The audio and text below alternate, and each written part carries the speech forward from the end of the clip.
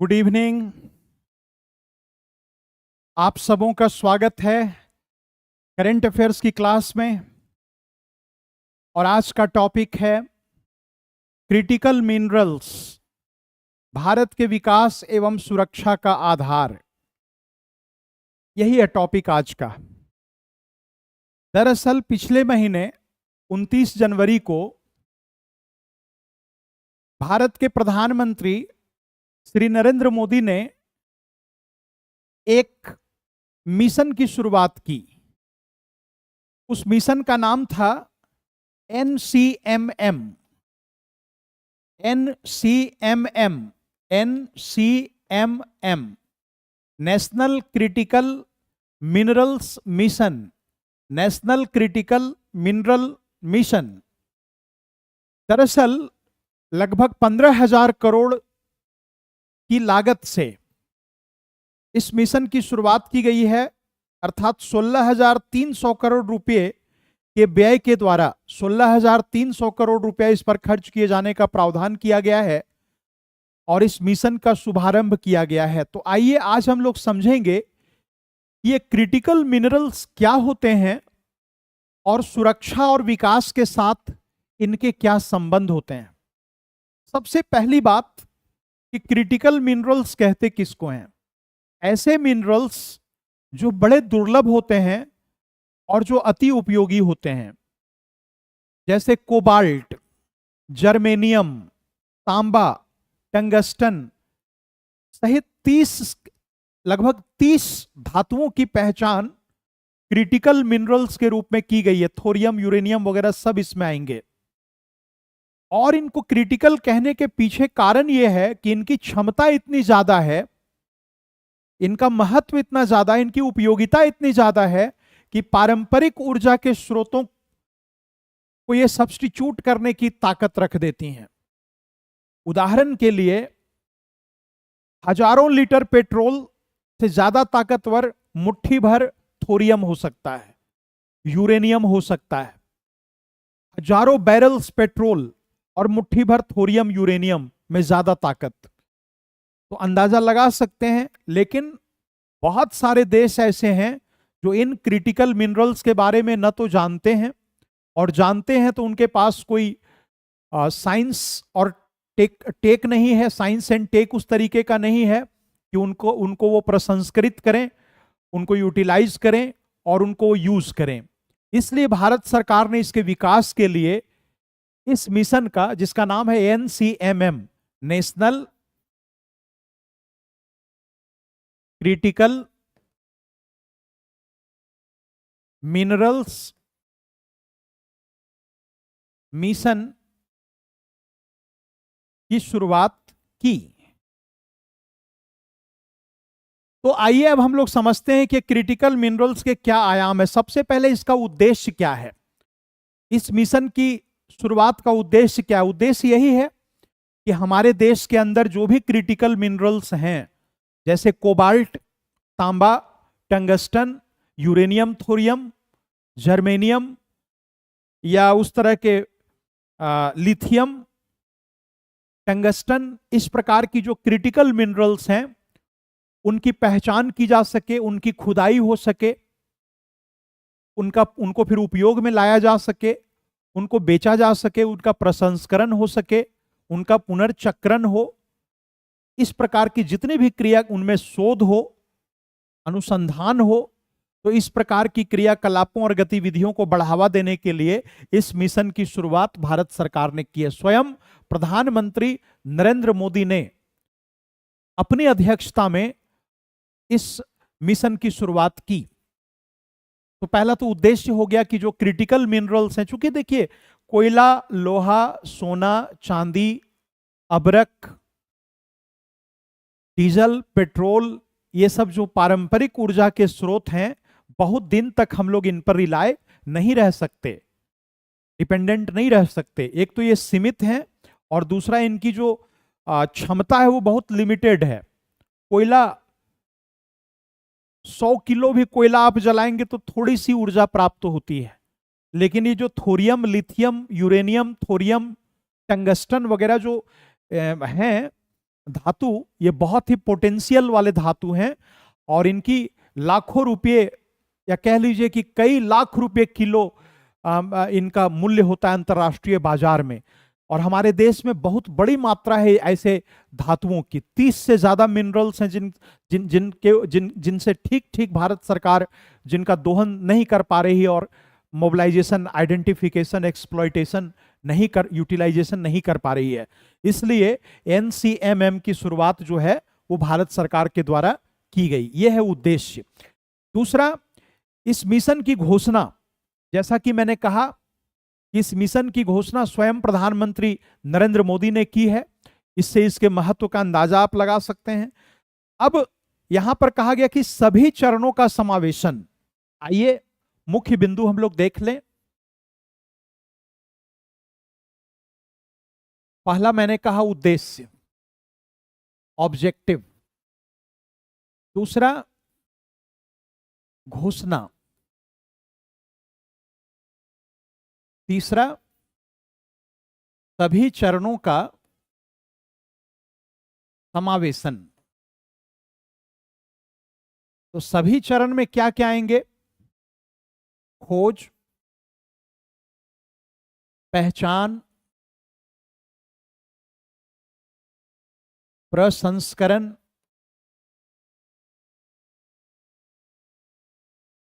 उपयोग।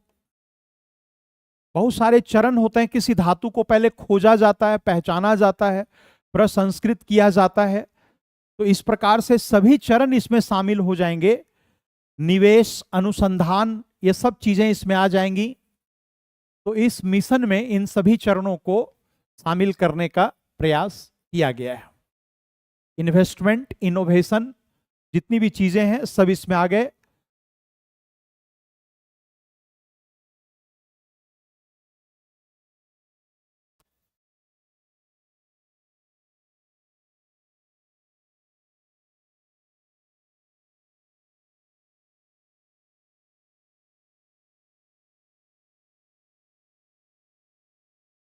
तीसरा, अब इसके बाद हम लोग देखेंगे उत्कृष्टता का केंद्र, यानी कि ऐसे ऐसे सेंटर्स बनाए जाएंगे भारत में, ऐसे ऐसे सेंटर्स बनाए जाएंगे, ऐसे ऐसे पार्क बनाए जाएंगे, अनुसंधान पार्क, प्रसंस्करण पार्क, जहां पर इन धातुओं के संवर्धन और परिशोधन के लिए वैज्ञानिक ढंग से काम किया जाएगा और इससे देश की रक्षा और देश रक्षा तंत्र मजबूत होगा और देश का विकास भी तेज गति से होगा।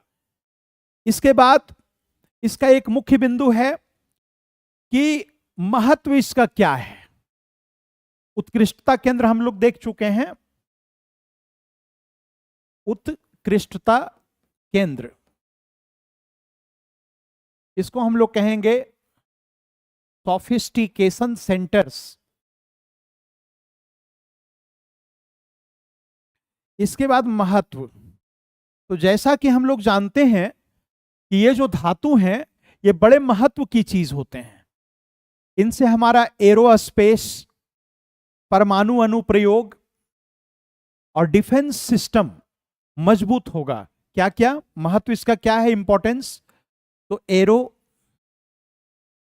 Space, world, defence system,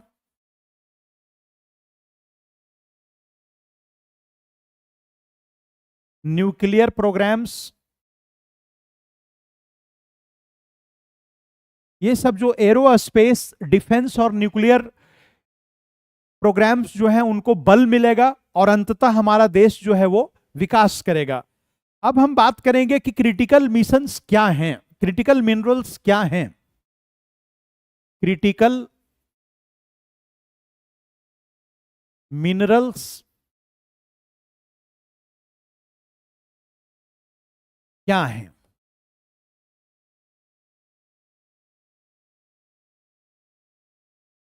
critical minerals क्या हैं? अब हम लोग इस पर बात करेंगे कि क्रिटिकल मिनरल्स क्या हैं। तो ऐसे मिनरल्स जो बहुत मूल्यवान होते हैं, बहुमूल्य होते हैं, और उपयोगी होते हैं, और जिनमें संभावना होती है कि पारंपरिक ऊर्जा के स्रोतों को वो सब्स्टिट्यूट करें या सुपरसीड करें, यानी उनका स्थान वो ले सकें। क्योंकि पारंपरिक जो धातु होते हैं, लोहा सोना चांदी या जो पदार्थ होते हैं, खनिज तत्व होते हैं, वो सीमित हैं और एक समय के बाद वो समाप्त हो जाएंगे। इसलिए भारत सरकार गैर पारंपरिक या दुर्लभ धातुओं और ऊर्जा के स्रोतों की खोज करना चाहती है और उन्हें बढ़ावा देना चाहती है, ताकि हमारे देश में जो ऊर्जा की जरूरत है अनगिनत आर्थिक गतिविधियों के लिए और दैनंदिन की जरूरतों के लिए, उस जरूरत को पूरा किया जा सके। इसके साथ ही साथ इनका जो पारिस्थितिकीय प्रभाव पड़ता है, नकारात्मक पारिस्थितिकीय प्रभाव जो पड़ता है, वो कम से कम हो, इसकी भी सरकार चेष्टा कर रही है। क्योंकि आने वाले समय में प्रदूषण एक बहुत बड़ी वैश्विक समस्या होने वाली है और पारंपरिक ऊर्जा के जितने भी स्रोत हैं, मानकर चला जा सकता है कि उन स्रोतों से प्रदूषण की मात्रा काफी बढ़ती जा रही है। इसलिए सोलर एनर्जी, विंड एनर्जी या क्रिटिकल मिनरल्स या non traditional minerals and sources of energy के अनुसंधान और गवेषणा पर व्यय करने का सरकार मन बना चुकी है, और जिसका जीता जागता एग्जाम्पल है NCMM। NCMM यानी कि नेशनल क्रिटिकल मिनरल मिशन। अब हम लोग देखेंगे, हाँ, तो इसमें कौन कौन से धातु आते हैं? 30 धातु, 30 धातु के लगभग। कौन कौन? जैसे कोबाल्ट, टंगस्टन, लिथियम, तांबा, जर्मेनियम, यूरेनियम, थोरियम, इन सबों को क्रिटिकल मिनरल्स की संज्ञा दी गई है इत्यादि। इनको क्रिटिकल, इनसे क्या क्या होगा? एरोस्पेस, रक्षा प्रणाली, परमाणु अनुप्रयोग,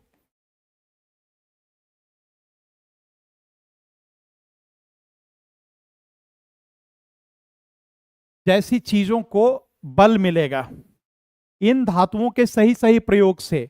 प्लस हम लोग जो आयात पर निर्भर हैं, इस आयात की निर्भरता को भी कम किया जा सकेगा।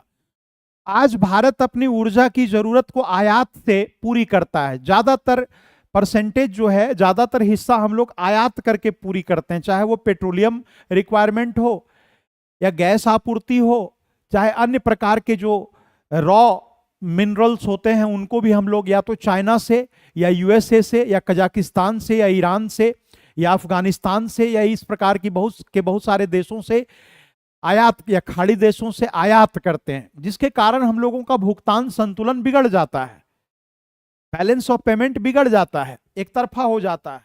भारत जितना का निर्यात नहीं करता, उससे ज्यादा इसे आयात करना पड़ता है।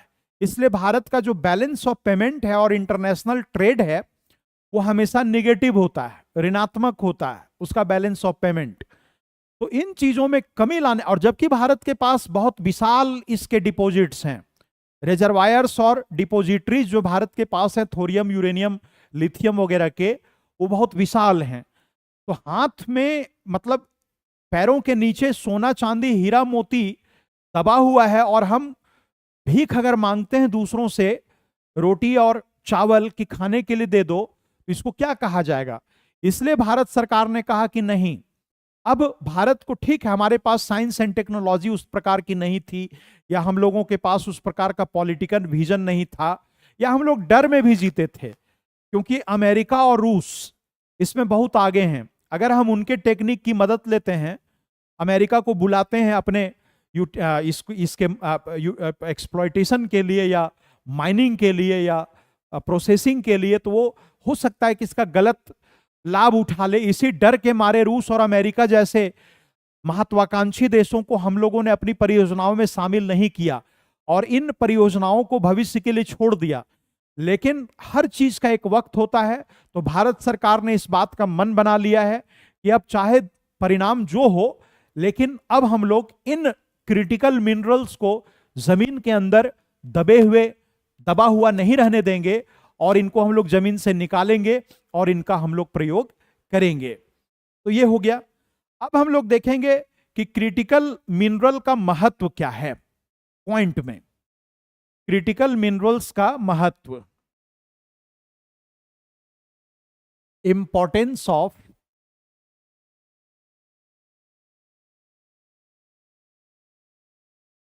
Critical minerals.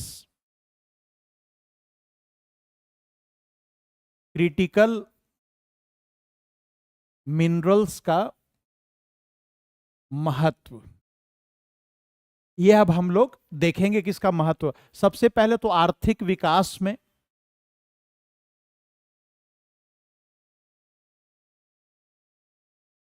इकोनॉमिक डेवलपमेंट में इसका महत्व है, क्योंकि ऊर्जा की बहुत बड़ी जरूरत को ये क्रिटिकल मिनरल्स पूरी कर देंगे और हम लोगों की विकास की रफ्तार तेज होगी। ट्रेनें इनसे चलेंगी, कारखाने इनसे चलेंगे, परियोजनाएं इनसे संचालित की जाएंगी, जहाज इनसे उड़ाए जाएंगे और इस प्रकार से तेज आर्थिक रफ्तार जो है भारत कर सकेगा। नेट जीरो उत्सर्जन और ऊर्जा संक्रमण में भी मदद ये करेंगे। नेट जीरो उत्सर्जन तथा ऊर्जा संक्रमण में मददगार। दरअसल ये एमिशन को एकदम कम कर देंगे। जैसे आप कोयला जलाते हैं, कोयला से धुआं निकलता है, आप पेट्रोल यूज करते हैं, उससे भी ग्रीन हाउस गैसेस का या क्लोरोफ्लोरो का या अन्य रेडियोधर्मी या हार्मफुल तत्वों का इमिशन होता है, जिससे ग्लोबल वार्मिंग हो रही है, पॉल्यूशन हो रहा है, ओजोन डिप्लीशन होता है या क्लाइमेट चेंज हो रहा है। बहुत प्रकार की चीजें हो रही हैं, हानिकारक दुष्परिणाम सामने आ रहे हैं पेट्रोल जलाने से, डीजल जलाने से, कोयला जलाने से। लेकिन ये जो क्रिटिकल मिनरल्स हैं, इनके उपयोग से इस प्रकार की हानिकारक चीजों से राहत मिल सकती है, इसलिए इनका महत्व है। इसके अलावा भारत में प्रतिस्पर्धी मूल्य श्रृंखला की स्थापना होगी। भारत में प्रतिस्पर्धी मूल्य श्रृंखला की स्थापना होगी। एस्टेब्लिशमेंट ऑफ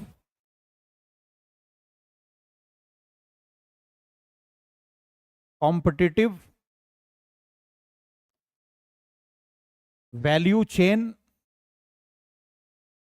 या प्राइस चेन इन इंडिया। अभी क्या है कि ये प्रतिस्पर्धा भारत में नहीं है या भारत प्रतिस्पर्धी नहीं हो पा रहा है, क्योंकि एक तरफा इसको मंगाना है।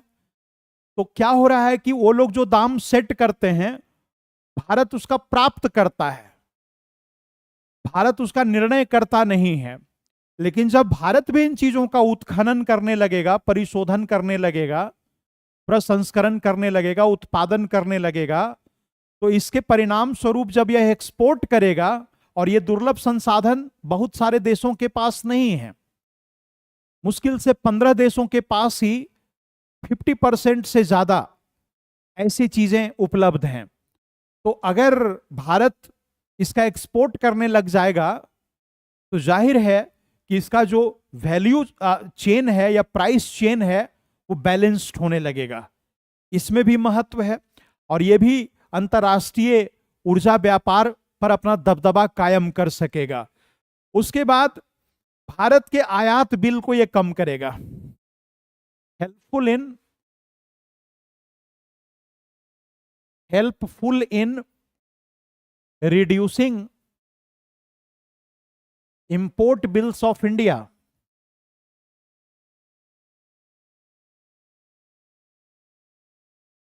भारत के आयात बिल को कम करने में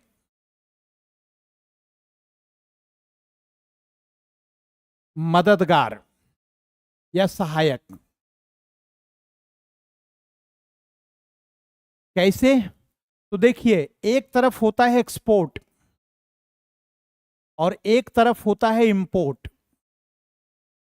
जब आप इंपोर्ट करते हैं तो आपका पैसा बाहर जाता है, और जब आप एक्सपोर्ट करते हैं तो बाहर का पैसा आपके देश में आता है।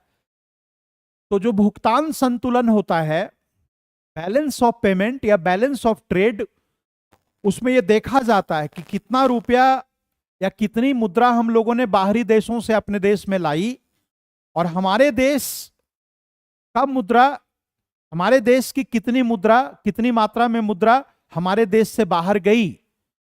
इसी से बैलेंस ऑफ पेमेंट बनता है। बैलेंस ऑफ पेमेंट इसी से बनता है, जिसको हम लोग कहते हैं भुगतान संतुलन।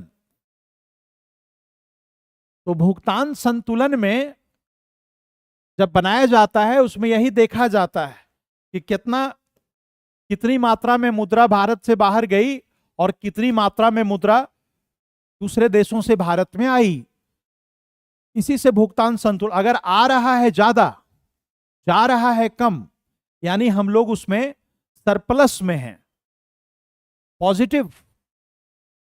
लेकिन अगर आ रहा है कम, जा रहा है ज्यादा, तो ऋणात्मक भुगतान संतुलन है। अभी वर्तमान में भारत ऋणात्मक की तरफ टिल्टेड होता है, झुका हुआ होता है बैलेंस ऑफ पेमेंट। अचानक से जब हम लोग thorium, lithium, uranium, tungsten, germanium, cobalt, तांबा जैसे धातुओं का, बहुमूल्य धातुओं का जब हम लोग निर्यात करने लगेंगे, तो हमारे देश का जो भुगतान संतुलन है, बैलेंस ऑफ पेमेंट है, वो ठीक हो जाएगा। और इस प्रकार से आयात का जो बोझ हमारे ऊपर है, गैस मंगाते हैं, पेट्रोल मंगाते हैं, डीजल और केरोसिन ऑयल मंगाते हैं, इन सभी चीजों का बोझ भारत के ऊपर से कम हो जाएगा। अब यहां पर हम लोग देखेंगे कि चुनौतियां क्या क्या हैं, चैलेंजेस क्या क्या हैं भारत के सामने इस चीज को लेकर के, या उन देशों को लेकर के जिन 15 देशों में लगभग 55% इस प्रकार के क्रिटिकल मिनरल्स कैद हैं जहां की मिट्टी में। तो अगर उनका दोहन और परिशोधन और खनन शुरू हो जाएगा खुले तौर पर, व्यापक तौर पर, तो इसके क्या क्या दुष्परिणाम निकल सकते हैं, समस्याएं खड़ी हो सकती हैं और चुनौतियां उपस्थित हो सकती हैं, उन्हें भी देखना दिलचस्प होगा या आवश्यक होगा। जैसे पहला, अभी इसमें चुनौती है, कुछ देशों का ही एकाधिकार है। चुनौतियां,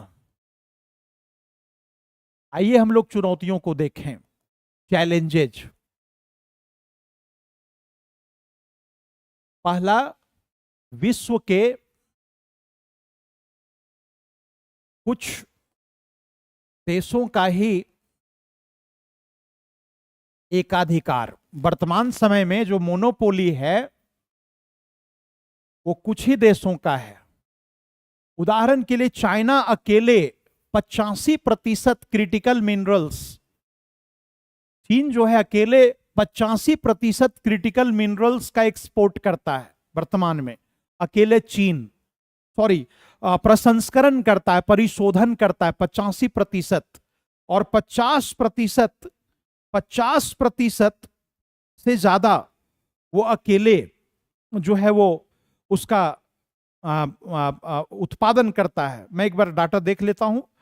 चाइना का 55% वाला हो गया, चाइना का डेटा इसमें जो है माफ कीजिए, हाँ 85% और 60%। तो चाइना जो है 60% अकेले एक्सपोर्ट करता है, निर्यात करता है पूरी दुनिया को, और 85% दुनिया के क्रिटिकल मिनरल्स का शोधन, परिशोधन, प्रसंस्करण वही करता है। रिफाइनरी प्लांट्स उसी के पास हैं, चाइना के पास।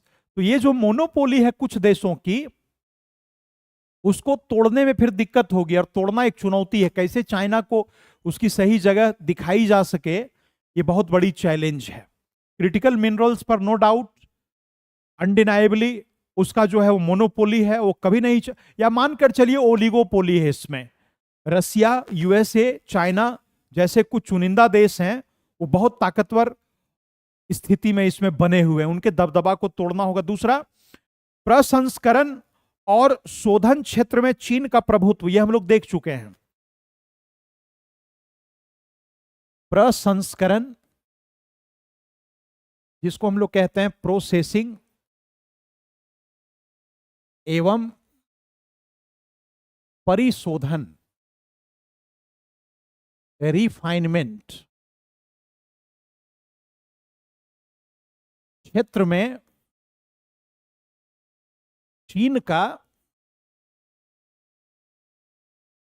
प्रभुत्व। इसमें जैसे 15% 15 देशों में 55% पाया जाता है। सबसे पहले कुछ देशों का ही एकाधिकार है, बाकी प्रकृति ने भी भेदभाव किया हुआ है एक तरीके से।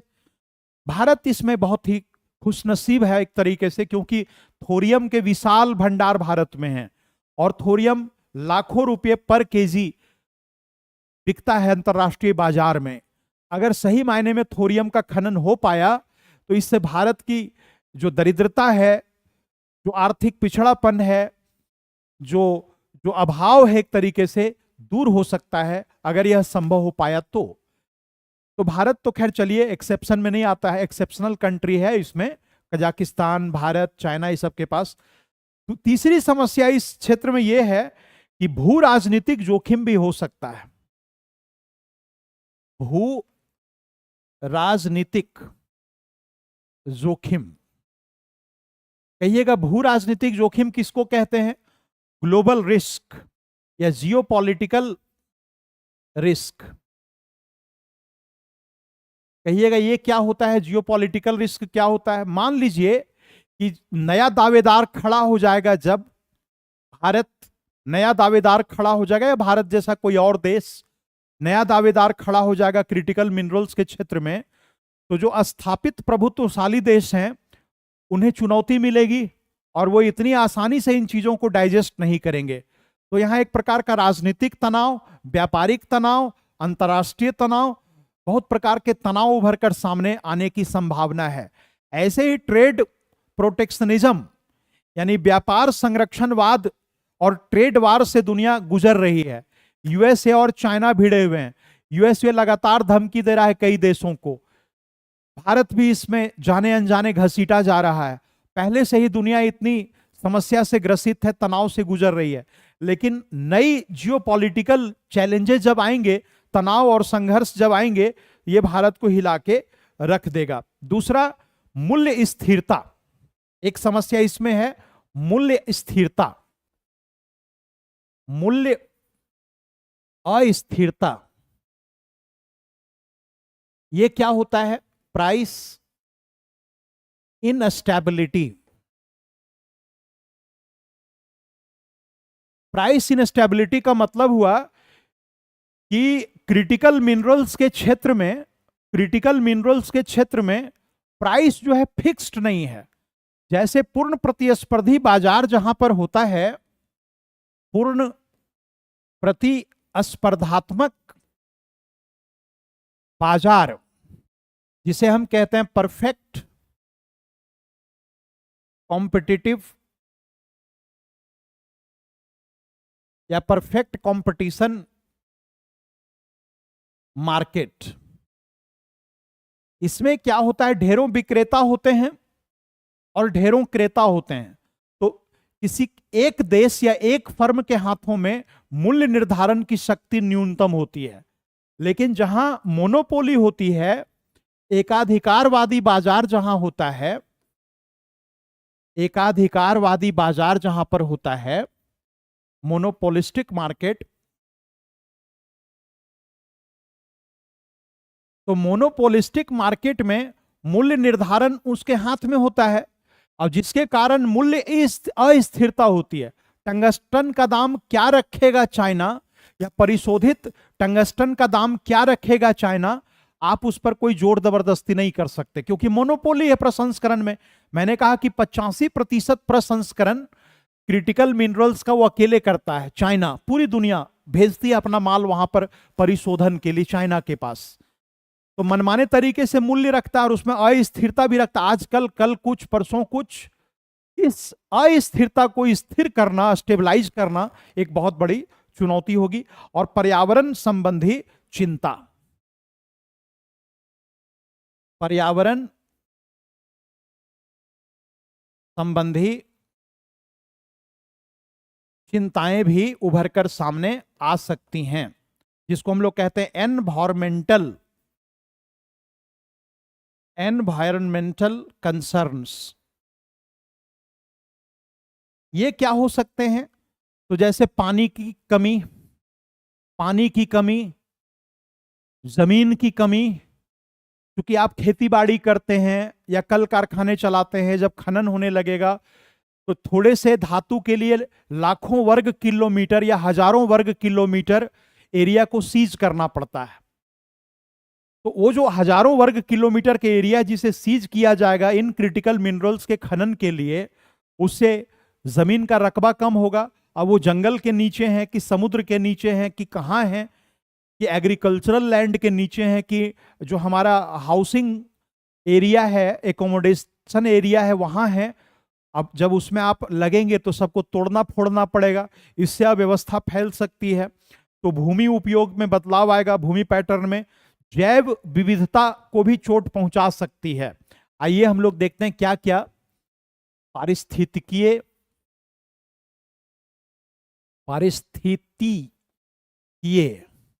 एवं पर्यावरणीय चिंताएं क्या क्या हैं। लिख देते हैं, इकोलॉजिकल एंड एनवायरमेंटल कंसर्न्स। तो क्या क्या आएगा? पहला, भूमि उपयोग एवं भूमि उपयोग प्रणाली कर दीजिए, प्रणाली एवं उपलब्धता पर असर। दूसरा, प्रदूषण, दूषण तथा संदूषण की समस्या, संभावित समस्याएं। तीसरा, इसमें और क्या? पानी की कमी, वायु प्रदूषण,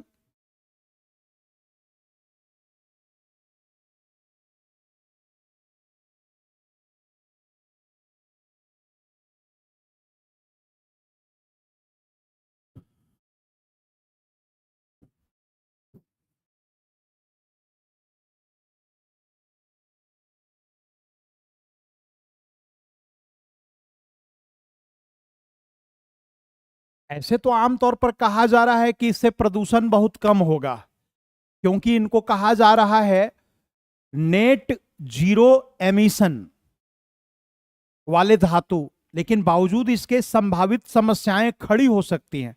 हो सकता है हम लोग न जान रहे हो अभी तक, लेकिन जब टंगस्टन, थोरियम, लिथियम, यूरेनियम वगैरह का व्यापक प्रयोग होने लगेगा, रसोई घर से लेकर के रेलवे तक में, और हवाई जहाजों में भरी जाने वाले ऊर्जा ईंधन के रूप में, ईंधन ऊर्जा के रूप में, हर जगह जब व्यापक प्रयोग होने लगेगा, तो हो सकता है कुछ ऐसी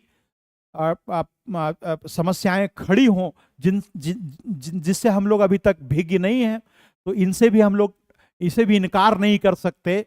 प्लस पानी की कमी हो सकती है, वायु प्रदूषण हो सकता है, जंगलों को काटना पड़ सकता है, रेसिडेंशियल एरिया को क्षति पहुंच सकती है। और सबसे बड़ी बात, लोगों की जो स्थापित जीवन शैली है, इन नए धातुओं के आने से, चूंकि देखा गया है कि जब जब नया धातु आता है तब तब लोगों का जीवन शैली बदल जाती है, उसके सांस्कृतिक सामाजिक प्रभाव भी पड़ते हैं, समाजीकरण का स्वरूप बदल जाता है। उदाहरण के लिए पहले हम लोग बैलगाड़ी से चलते थे तो उसमें पेट्रोल और डीजल नहीं लगता था, तो अलग प्रकार की लाइफ स्टाइल थी। हल बैल घोड़ों की जरूरत पड़ती थी। अब पेट्रोल आ गया, कारें आ गई, तो पूरा एक पैराडाइम शिफ्ट हो गया लाइफ पैटर्न में। अब मान लीजिए थोरियम यूरेनियम से बहुत सारे काम होने लगेंगे, तो पूरा ये जो हमारा इंफ्रास्ट्रक्चर है इसको चेंज करना पड़ सकता है। हो सकता है नई कारें बनानी पड़े, नए उद्योग धंधे लगाने पड़े, नया इंफ्रास्ट्रक्चर डेवलप करना पड़े। अब उसके बाद इससे क्या सामाजिक और सांस्कृतिक परिवर्तन आएंगे लोगों के खान पान में, रहन सहन में, सोने जागने के टाइमिंग में, और वो तमाम 100 चीजों में, इसके बारे में हम लोग अभी नहीं जानते। तो ये सब चैलेंजेज हैं जिनसे हम लोगों को जूझना पड़ सकता है। तो ये जो है क्रिटिकल मिनरल्स के संबंध में हम लोग 2-4 बातें कर रहे थे। तो आज की जो करंट अफेयर्स की क्लास थी वो थी क्रिटिकल मिनरल्स, भारत के आर्थिक विकास और सुरक्षा में सुरक्षा का आधार किस प्रकार है, इस टॉपिक पर हम लोग चर्चा कर रहे थे। मिलते हैं फिर कल, आपके सामने उपस्थित होता हूं किसी नए इंटरेस्टिंग टॉपिक के साथ, जो हम सबों के लिए, सभी परीक्षाओं के लिए बहुत ही अहम और महत्वपूर्ण होंगे। आज के लिए इतना ही। आप सबों का बहुत बहुत धन्यवाद। Very very thank you. Good night.